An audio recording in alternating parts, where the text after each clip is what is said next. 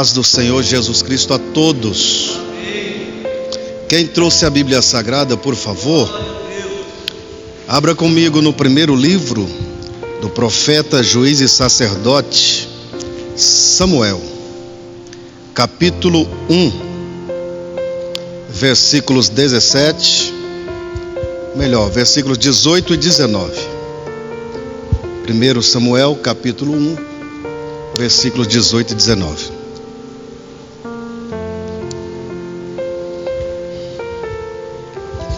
Glória a Deus. Nós estamos vivendo um ano atípico e costumamos dizer que temos que pregar como se fosse a última vez. E nesse ano, mais do que nunca, a gente não sabemos o dia de amanhã, né? Mas uma coisa eu garanto para vocês, debaixo da cruz de Cristo: se eu morrer aqui, eu vou para o céu. Acharam? Obrigado, pastor Valdir, pastor Cosme.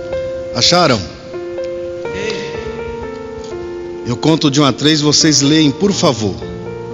1, 2, 3. Leiam. Versículos 18 e 19.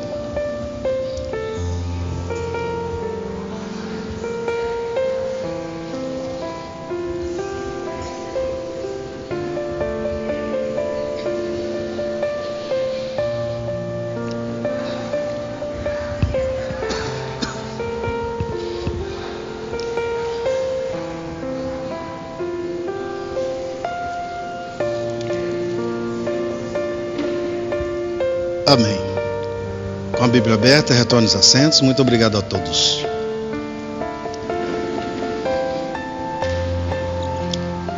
Família debaixo da graça. Graça é favor imerecido. Aquilo que nós não merecemos, recebemos pela graça. Segundo a Bíblia, ou segundo a teologia, graça está ligado diretamente com salvação. Então, ao pé da letra, logo está falando famílias salvas. Pela graça sois salvos. Isso não vem de vós, é dom de Deus. Sempre que vem a graça no Novo Testamento, está ligado, relacionado teologicamente com salvação. E eu escolhi aqui o versículo 18 e 19 para nós iniciarmos o nosso pensamento nessa ocasião. Quando Ana disse ela: que ache a tua serva graça aos teus olhos. E assim a mulher foi o seu caminho, comeu e já não era mais triste. Levantaram-se de madrugada, adoraram perante o Senhor, voltaram para casa em Ramá.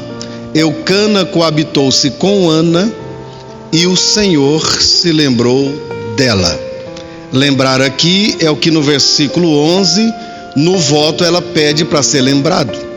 É uma linguagem de uma ação de Deus, porque Deus jamais perde a memória. Isaías 49:15 está escrito que se todavia uma mãe que gerou um filho no seu ventre vier esquecer dele, disse Deus, eu todavia não me esquecerei de ti, porque o teu nome está gravado na palma da minha mão. O capítulo 1 deste livro, ele é muitíssimo interessante. Ele tem 28 versículos e 6 blocos. Para melhor entendermos, nós temos que estudar os blocos. Cada bloco, o bloco 1 vai do 1 ao 3, do 3 ao 9, do 9 ao 12, do 12 ao 19, 19 ao 21. Nesses versículos que eu citei, as letras estão iniciais em negrito, dividindo esses blocos. Certo que eu quero primeiro aqui tentar só citar para vocês, com a permissão de vocês, a história para depois nós tirarmos algumas lições. Posso?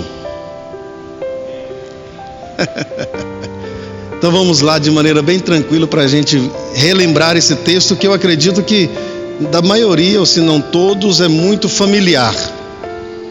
Está escrito assim: havia ou existiu um homem de Ramataim Zofim, das regiões montanhosas de Efraim, cujo nome era Eucana.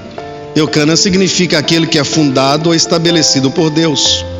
Eucana era filho de Jeroão, Jeroão era filho de Eliú, Eliú era filho de Tou, Tou era filho de Zufi, o Efrateu ou Efraimita. Se você deixou a Bíblia aberta, vamos aí dar uma olhada no que eu vou citando. Versículo 2: Eucana tinha duas mulheres, uma se chamava Ana, que significa graça, graciosa ou cheio de graça.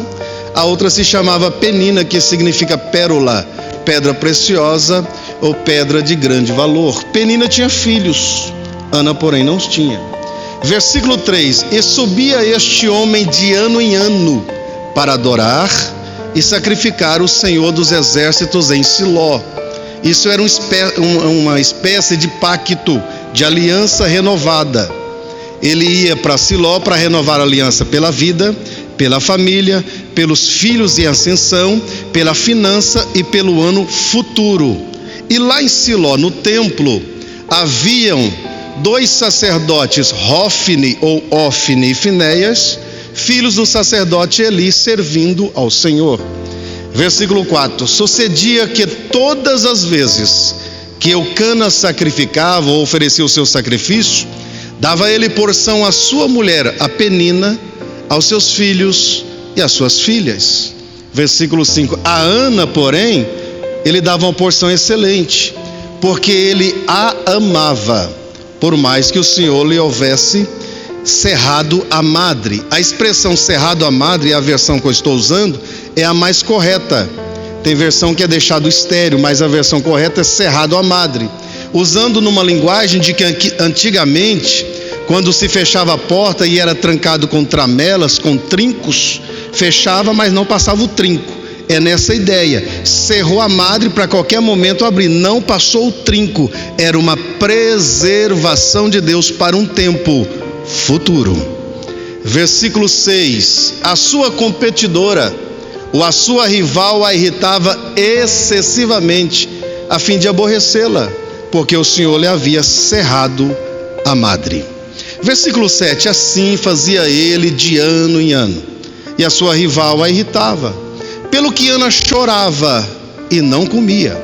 Versículo 8: Eucana então faz 4 perguntas. Eucana perguntou a Ana: Por que choras? Visível. Por que não comes? Visível. Por que está triste o seu coração? Visível. O coração alegre aformoseia o rosto, o coração triste tira a formosura do rosto. Aí ele diz, para completar: Não te sou eu melhor do que 10 filhos? Visível. Porém, sonhos são inegociáveis. Versículo 9: Então levantou Ana depois de haverem comido e bebido em Siló. E Eli, o sacerdote, estava sentado numa cadeira junto ao pilar, ao alpendre da entrada do templo. Versículo 10: E Ana, com amargura de alma, orou ao Senhor e chorou abundantemente. Eu gosto das expressões bíblicas, porque diz que ela estava com amargura de alma, não com angústia. Angústia é redução de tempo e espaço. Não está escrito que ela estava com tristeza. Tristeza é desequilíbrio mental e emocional. Ela estava amargurada. E ela com amargura de alma, porém sonhando, idealizando, porém equilibradíssima emocionalmente, só com amargura de alma. É tanto que ela está tão equilibrada que no versículo 11, ela fez um voto ao Senhor dizendo: Senhor dos exércitos, se benignamente atentares para a aflição da tua serva, e de mim te lembrares, e de mim não te esqueceres, mas me deres um filho, um varão, ao Senhor darei por todos os dias da sua vida, e sobre a sua cabeça não passará navalha. Números capítulo 6, versículo 5, o voto do nazireato era um período, mas ela faz um voto perpétuo, tem início, mas não tem fim. É o mesmo voto que Manoá, pai de Sansão, fez. Ela está dizendo: o meu filho será totalmente seu. E o voto do nazireato tem 2 pilares: não tocar em defunto e nem beber bebida que tira o equilíbrio, bebida forte. Ela disse: enquanto meu filho viver, será do Senhor. Versículo 12: e perseverando ela em orar, o sacerdote observou a sua boca. Versículo 13: porque Ana falava no coração, movia os lábios, mas não ouvia a sua voz. E o sacerdote a teve por embriagada. E ele disse: até quando estarás embriagada? Aparta de ti o teu vinho. Ela disse: não, meu senhor, não tem a tua serva. Não, meu senhor, a tua serva está atribulada de espírito. E eu não bebi nem vinho sem álcool e nem bebida forte. E ao invés de beber, eu estou derramando a minha alma perante o Senhor. Não tenhas, pois, a tua filha como filha de Belial, porque da multidão dos meus desgostos e dos meus cuidados tenho falado até agora. E o sacerdote disse: vá em paz, e o Deus de Israel, o Deus de milagres, o Deus que abriu o mar vermelho, o Deus que proveu no deserto, o Deus que enviou cordonizes, o Deus que fez parar o sol e a lua, o Deus de milagres, conceda a tua petição, o que te pedistes. Aí entra o versículo que nós lemos. Ela disse: que eu ache graça aos teus olhos. Assim a mulher foi o seu caminho. Que caminho? O mesmo que veio, no mesmo caminho, com as mesmas pessoas, mesmo sacerdote, mesmos Hofni e Finéias, filhos, mesmo esposo, mesma Penina, mesmos filhos, mesma convivência, mesmo caminho, mas ela não era mais a mesma.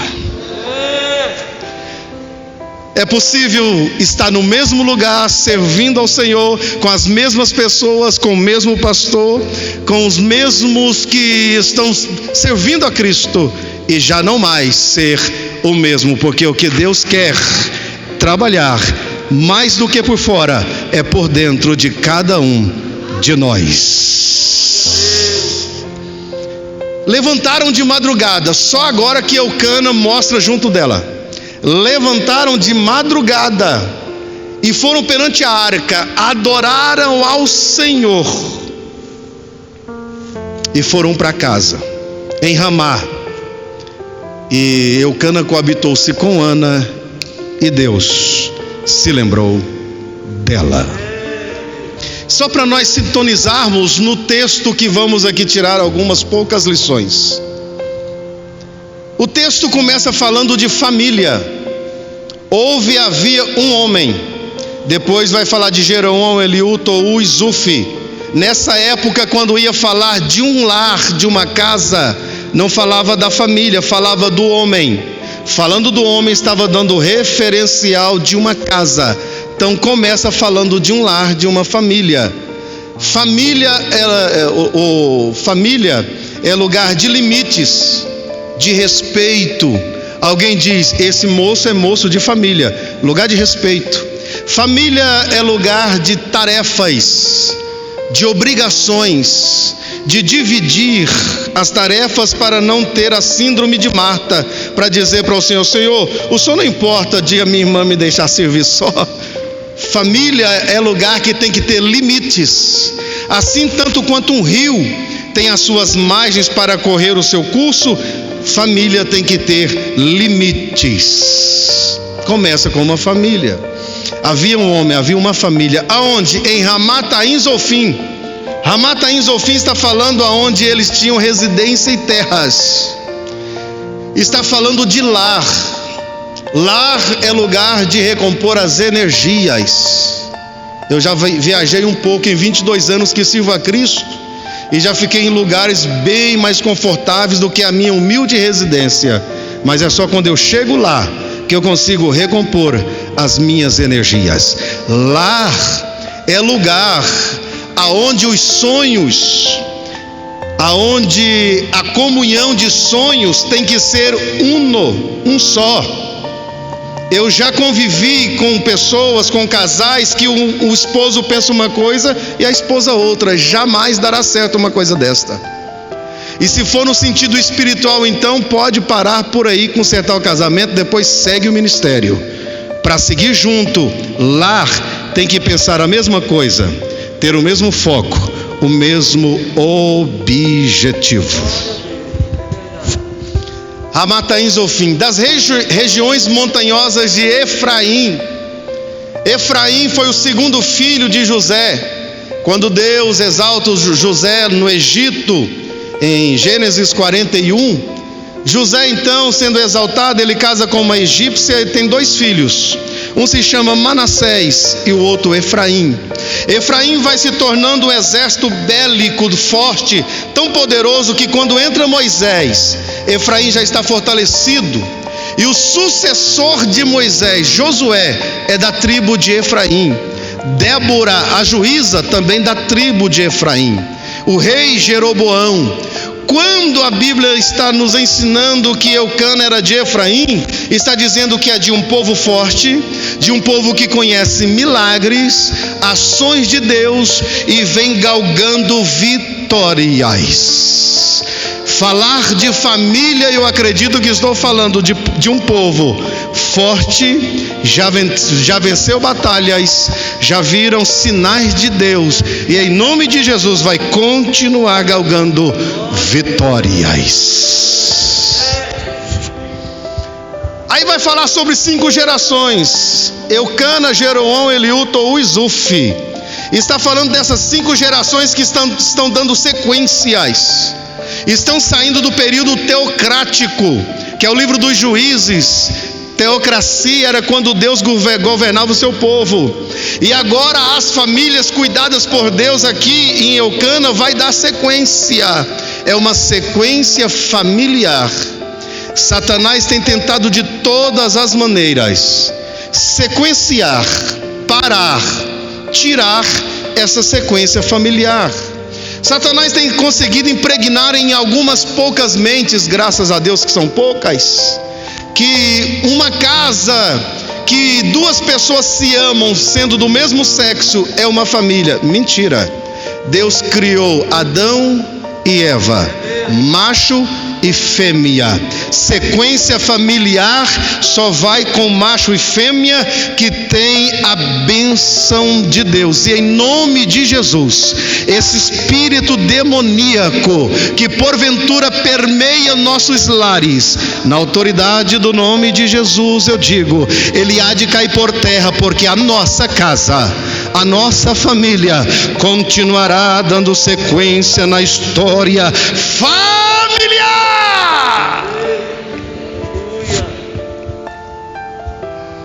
Eucana tinha 2 mulheres.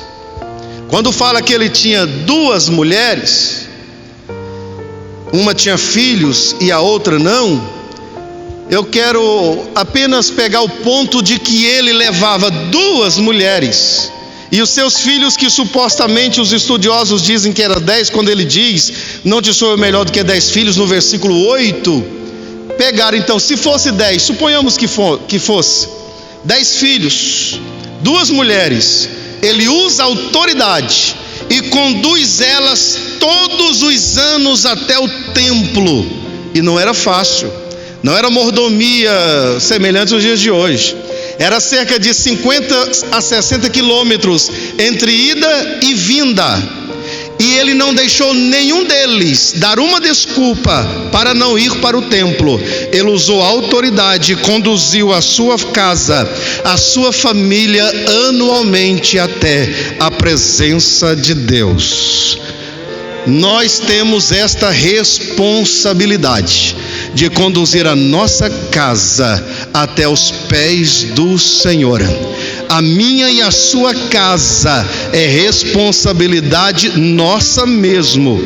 Eu estou aqui hoje porque 3 anos, todas as quartas-feiras, a dona Maura, minha mãe, fazia cultos de ações de graça, dizendo: Deus, liberta o meu filho, liberta o meu filho. Pela minha rispidez, eu nunca apareci em nenhum daqueles cultos, mas fez efeito. Hoje eu estou aqui, para a glória do Senhor.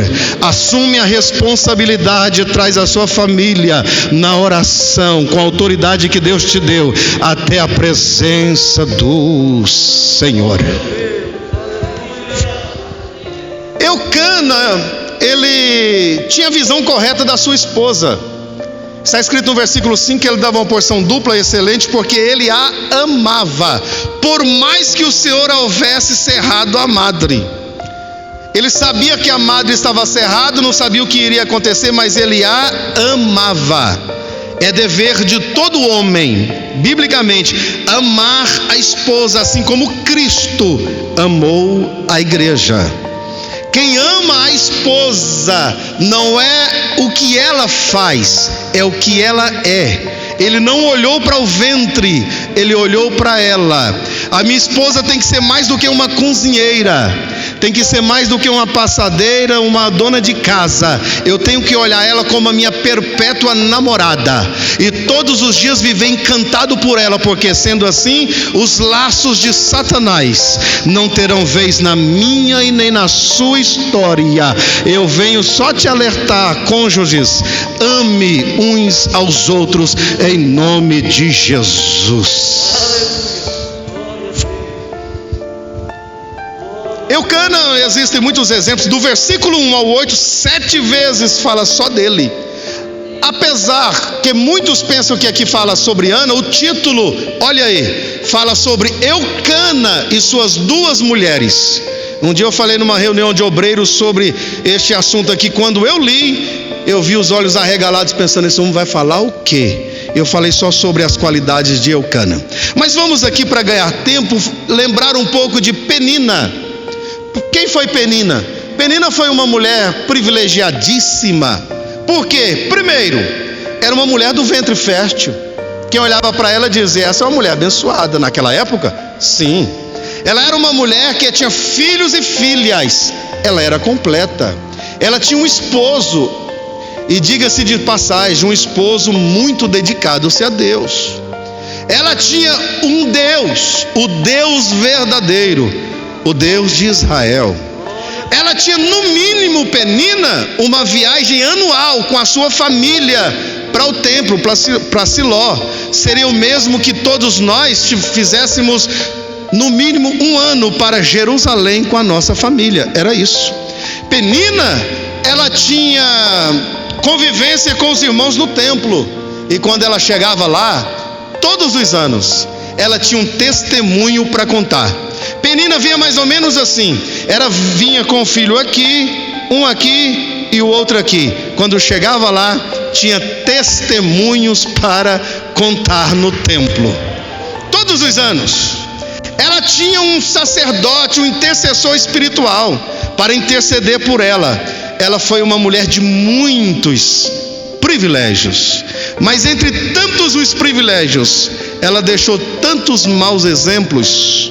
Vamos ver um pouco dos maus exemplos de Penina comigo. Primeiro, ela era uma mulher que, mesmo com tantos privilégios, não tinha a visão correta de Deus. Por quê? Porque ela era má. Pessoas má são pessoas que ainda não enxergou quem é Deus, porque quem conhece Deus, por mais mal que seja, passa a ser bom. Glória ao nome do Senhor Jesus. Penina era uma mulher que não tinha caráter. Genética é moldada, caráter é mudado. Eu puxei muito a minha mãe. Eu posso melhorar em algumas coisas olhando para ela. Agora, o caráter tem que ser mudado, a genética melhorada. Ela não tinha caráter. Ela não conseguiu conquistar o amor do esposo. Amor de alguém não se conquista com palavras. Amor de alguém se conquista com caráter, com o estilo de vida que se conquista o amor de alguém. Ela não tinha caráter.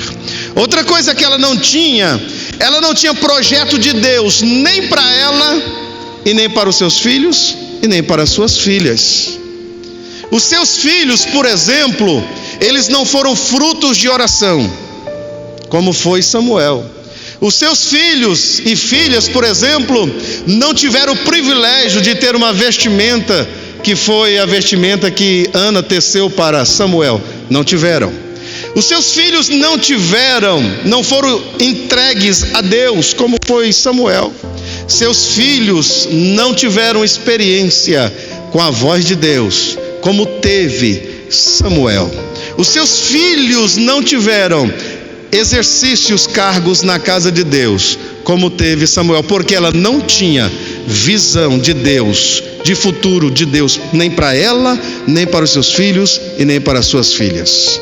Outra coisa que nós podemos observar, e para não cometer o mesmo erro de Penina. Penina era um péssimo exemplo espiritual, ou de mulher espiritual, para os seus filhos. Ela aparece no texto provocando, versículo 6, provocando Ana, e isso nos dá a entender que isso ela fazia na frente dos filhos.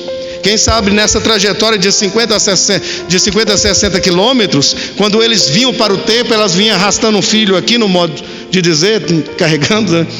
Pegado na mão, mas como que dizendo, arrastando, e dizendo: tá vendo lá, filha, filha, tá vendo aquela árvore seca assim? Aí eu olhava para Ana e dizia: Deus que quis que essa árvore ficasse seca, igual o ventre de alguém que eu estou vendo aí.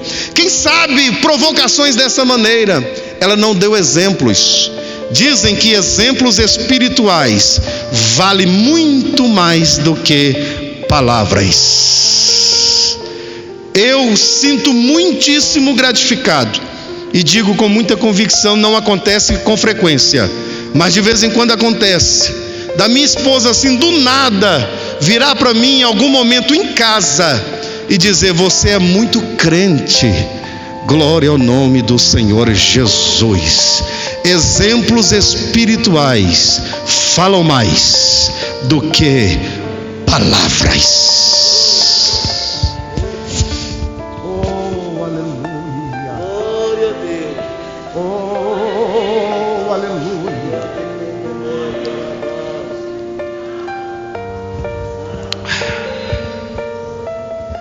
Penina era competidora. Ela aparece no texto provocando, competindo com Ana. Ela era competidora. Pessoas competidoras são sem paz e insaciáveis. Se porventura permear na sua mente ou na sua alma algum espírito de competição, repreende e trabalhe isto, porque para viver feliz, para viver realizado, é quem vive sem estar competindo, vive leve, alegre na presença de Deus. Penina era uma mulher artificial. Ela provocava Ana porque ela tinha filhos, e Ana não tinha. Ela acreditava mais no ter do que no ser. Ela era artificial. Que jamais nós venhamos pegar esse péssimo exemplo. Sejamos autênticos. O que é por dentro, sejamos também por fora. Não sejamos mascarados e nem artificiais. Penina ela era uma péssima companhia. Imagina, eu penso que quando Ana com Eucana e os filhos vão saindo de casa, quando Ana olhava para Penina, o ambiente ficava carregado. Ela era uma péssima companhia. Já reparou que existem pessoas que quando convivem conosco, deixa assim um ambiente estranho, pesado, um monte de coisa na nossa cabeça? Tomara que a gente não sejamos jamais esse tipo de gente, esse tipo de companhia pesada, mas que sejamos pessoas leves na presença de Deus. Penina não tinha misericórdia. Por quê? Porque quem não tem misericórdia só vê o lado mal das pessoas.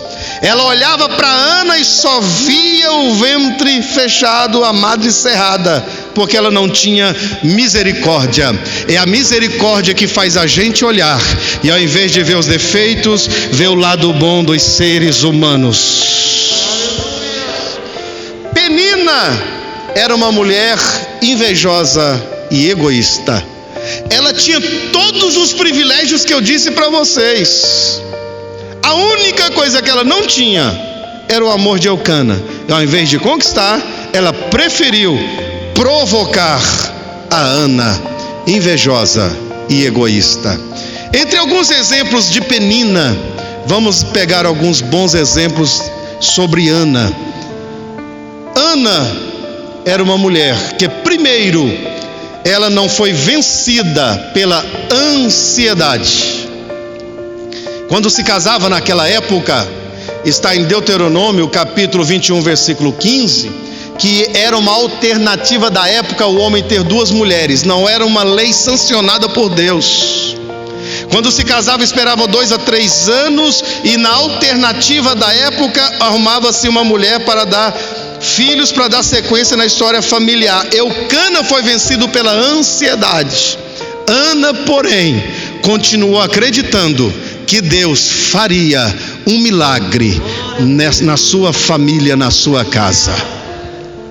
Outra coisa que eu aprendo com Ana é que Ana não foi vencida pela competição e nem foi influenciada pela competição que tinha sua rival, Penina. Ana não deixou a competição entrar no seu coração. E essa questão de competição é tão séria que elas começam em casa, aonde, eu vou dizer uma coisa aqui, eu acredito que muita gente vai concordar, quase se não falam, mas geralmente em todo lar que tem mais de um filho, existe um preferido, um predileto. Quando este predileto, esse preferido, vai receber carinho, os outros filhos começam a invejar dele. Os outros filhos que veem esse filho recebendo mais carinho do que eles, começam a competir querendo o carinho que o outro filho está querendo. Quando não, a competição na família é entre as famílias. É um parente dizendo: ah, mas o meu filho não faz isso. O filho da tia é assim. O filho do fulano é aquilo. Protegendo deles e levando um meio de competição entre eles. Jamais esse espírito de competição pode pairar em nosso meio.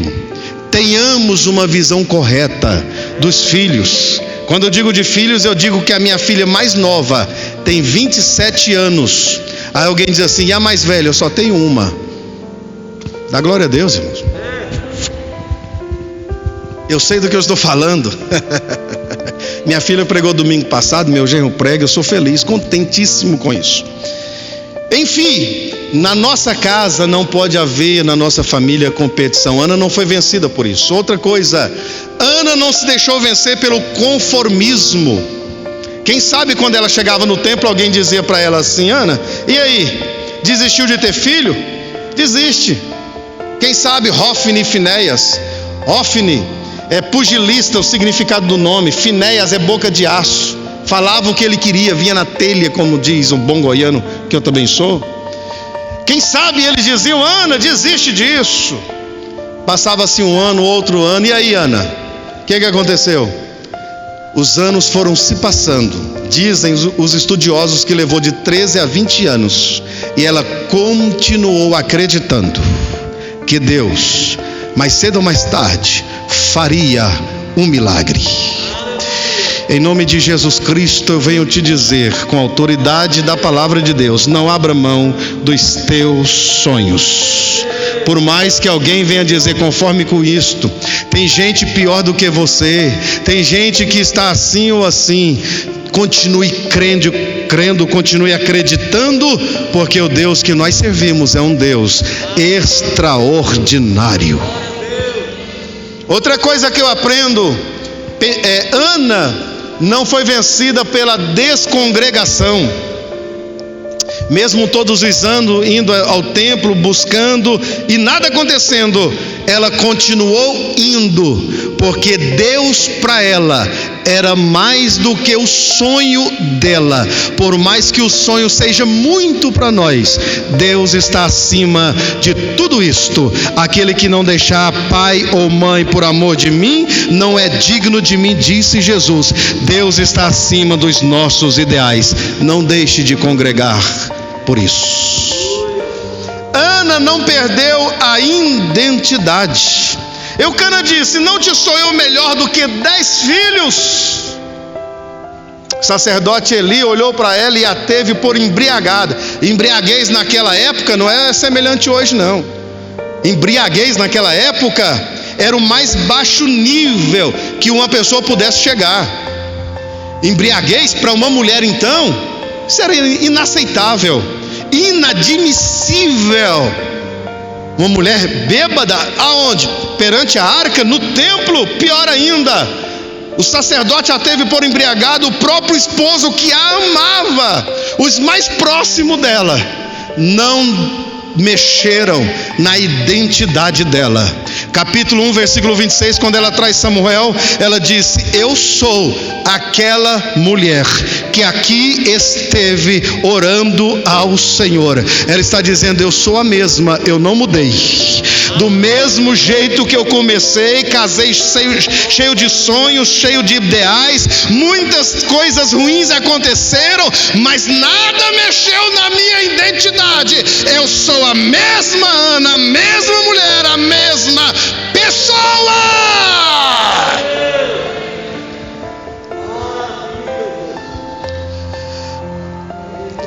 Ela vivia na contramão de todos. Versículo 9. Então Ana se levantou depois de haverem comido e bebido em Siló. Ela não comeu. Versículo 8, Eucana disse: porque choras e por que não comes? Versículo 15, quando o sacerdote a teve por embriagada, ela disse: alto lá, embriagada não, quer saber de uma? Eu não bebi suco, nem suco eu bebi, e nem bebida forte. Sabe o que os estudiosos dizem? Ela estava lá, não era no templo a refeição, era fora do templo, era no refeitório. Ela estava lá no refeitório, em silêncio, calada e em jejum, segundo os estudiosos, servindo. Todos estão comendo e ela não, mas o semblante dela era de como estivesse bem, não estava dando uma de vítima. Todos estão banqueteando e ela está lá. Enquanto todos estão banqueteando, ela dentro de si, imagino eu, ela pensando assim: daqui um pouco, quando todos terminarem de servir, quando todos terminarem de fazer a refeição, eu vou sair daqui de fininho e vou para o templo, porque essa refeição era das 17 às 18 horas, era a última refeição do dia. Quando todos terminarem, eles vão querer repousar. Hofni e Finéias não vão mais para o templo, o sacerdote ali também não vai. Quando eles terminarem a refeição, terminarem o banquete, eu vou estar sozinha, no meu particular. Eu vou me apresentar diante da arca. Eu estou me reservando para estar somente com o Senhor, o Deus de Israel. Oh, glória ao nome do Senhor Jesus. Ela está na contramão de todos. Enquanto todos estão banqueteando, ela está pagando o preço, ela está consagrando em prol dos seus ideais, dos seus sonhos. Oh, glória ao nome do Senhor Jesus. Eu venho aqui com muita autoridade e convicção dizer a todos nós: se você quer que os seus sonhos sejam realizados, esqueça um pouco os banquetes, esqueça um pouco as mordomias, tenha o seu reservado, tenha o seu particular. A arca te espera, Deus está no quarto te aguardando, Deus sente saudade da sua voz, Deus aguarda a sua lágrima, Deus está esperando você derramar a alma perante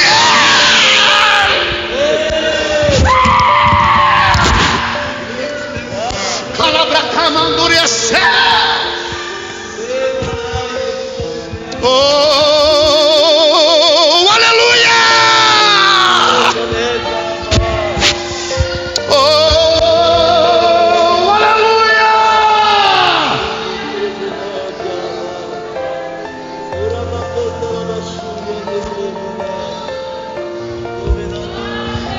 Gehefot nagot nehesidok nehebogo hovoshaiget nei. Aí o good nehesi kendukonde kohos de gehe halabrando gesia. Família debaixo da graça é alguém agindo desse jeito. Tem segredo não.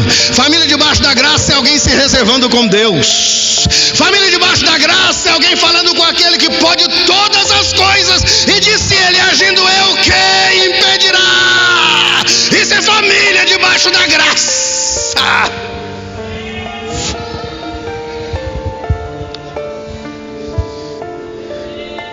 Lá vai Ana, e ela fez um voto. Não sei se eu vou conseguir terminar, falta 15 minutos. Ela fez um voto. Vamos adiantar aqui para não ficar nada para depois. Eu estou devendo aqui Lucas 10, não é? Depois eu venho concluir aquela mensagem. Lá vai Ana, versículo 10. E Ana com amargura de alma, mas equilibrada. Amargura de alma, mas consciente. Amargura de alma, mas sabendo dos sonhos. Amargura de alma, lá vai ela. Quando todos terminam de fazer refeição, ela levanta. E um dos comentaristas disse que ela saiu despercebidamente. Lá está o sacerdote assentado. Ele só aparece assentado no texto. Lá está ele assentado ao lado do pilar da entrada do templo. E ela passa despercebida e entra. E quando ela chega diante da arca, que representa a presença de Deus na essência máxima nesses tempos, chega diante da arca, ela faz um voto. E o voto dela começa assim: Senhor dos exércitos. Significa Senhor de miríades. Senhor dos exércitos aparece primeiro no versículo 3 na Bíblia. E aqui ela vai fazer um voto a ele: Senhor dos exércitos, Senhor de miríades e miríades de anjos. Senhor dos exércitos, Senhor que cria filhos e forma exércitos, como criou e formou o exército de Efraim, que meu esposo faz parte, a nossa família e eu também. Senhor dos exércitos, Senhor que gera filhos.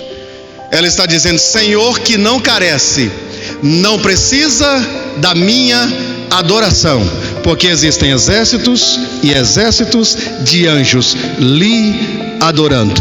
Senhor dos exércitos, que é totalmente além de mim. Eu sem o Senhor nada sou, e o Senhor sem mim é Senhor dos exércitos.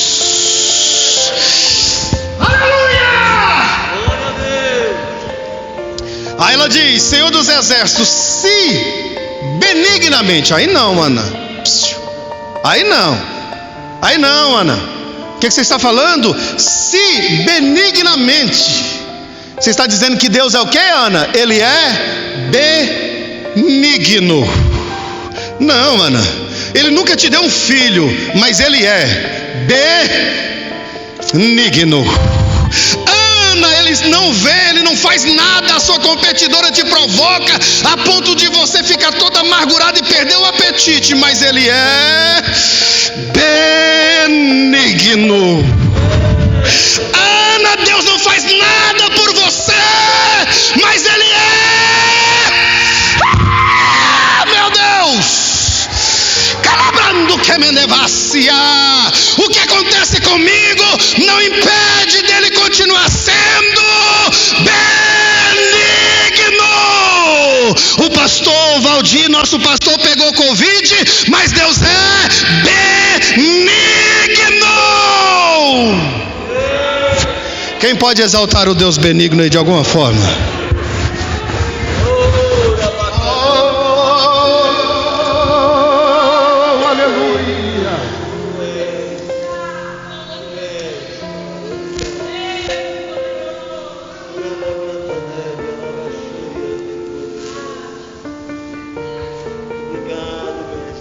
Ana, ele é benigno.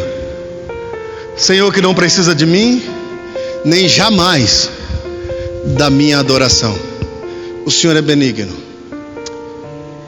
Quer saber de uma? Se benignamente, dentro do seu amor, da sua benignidade, atentares. Atentar aqui é olhar. Está usando duas fontes. Primeira fonte, Êxodo 23, versículo 26. Êxodo, capítulo 23, versículo 26. Minha mente está boa. Ela está usando o que o Senhor disse. Encontra para nós aí, pastor Valdir. Êxodo 23, 26. Não haverá no meio do teu povo mulher que aborte. Deus dizendo, não permitirei abortar. E nem haverá mulher estéril. Achou, pastor? Aleluia. É mesmo. Êxodo 23, 26. Tá igual eu, pastor. Tadinho de nós. Vamos pegar, não pode? Acho que pode. Estou livre. 23 e 26. Olha só. Não haverá mulher que aborte, nem estéril na tua terra. O número dos teus dias cumprirei. Obrigado, meu pastor. Sabe o que ela está dizendo? Eu vou para a palavra. Senhor benigno, Senhor bondoso, na tua palavra o Senhor disse que não haverá mulher que aborte, e nem haverá estéril no meio do teu povo, na tua terra. Ela está usando a palavra. É tão importante a gente conhecer a Bíblia por isto. Ela disse, Senhor, está escrito, foi o Senhor que disse, o Senhor é benigno. Está escrito na tua palavra. Quer saber de uma? Se o Senhor atentar. Sabe o que é atentar? Olhar copiosamente. Ela está dizendo, se o Senhor voltar, o Senhor é tão benigno que se o Senhor voltar a olhar para mim, estou feita. Olha para mim. Se o Senhor atentar para mim, olhar atentamente. Isaías capítulo 1, versículo 18, Deus disse, vinde e raciocinemo-nos. Ainda que o vosso pecado seja como escarlata, eu vos transformarei como alva lã. Sabe o que Deus está dizendo? Eu sou um Deus pensador. Que tal a gente pensar? E alguém diz assim, oração é um diálogo. Eu não sei aonde é que encontraram isto. Oração nunca foi diálogo. Oração, Jesus disse, quando vós orardes, entra no vosso quarto, fala ao teu pai em secreto, e o teu pai em secreto não vai te falar nada, vai ver. O teu pai que vê em secreto, publicamente recompensará. Se você está orando e não está ouvindo nada, não está sentindo nada, continue orando, que Deus está vendo. Um dia, publicamente, Deus recompensará. Oh, aleluia! E ela está dizendo, olha para mim, Senhor. Se o Senhor olhar para mim e me deres um filho, um varão, um homem, ao Senhor eu darei por todos os dias da minha vida. Sobre a sua cabeça não passará navalha. Atenta para mim, Senhor. Me dá que eu te dou de volta.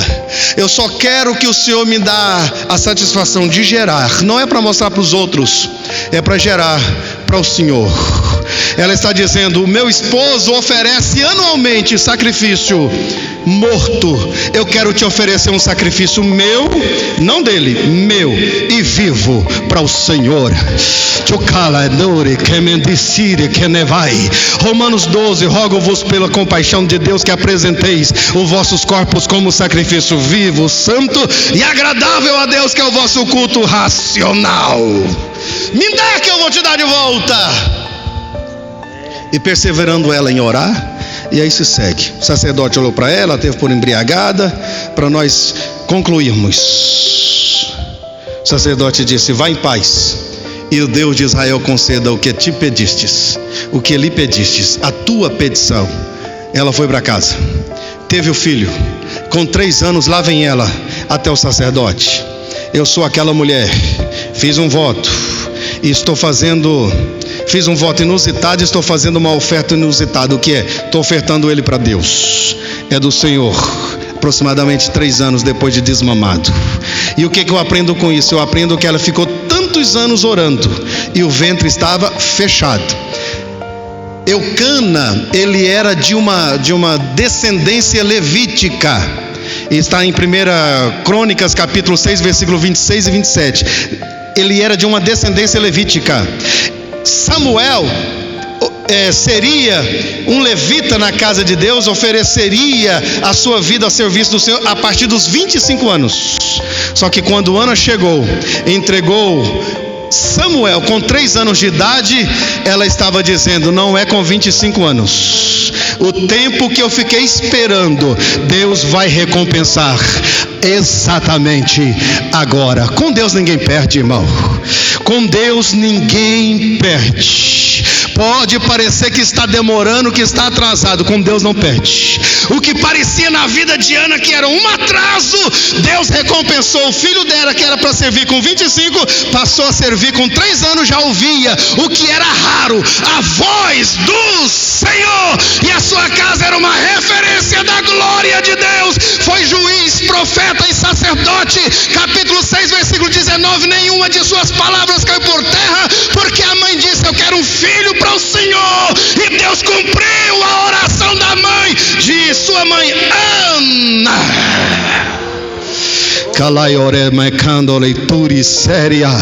Oh glória, dá um abraço assim no Espírito Santo e conversa alguma coisa com ele aí do seu jeito, vai.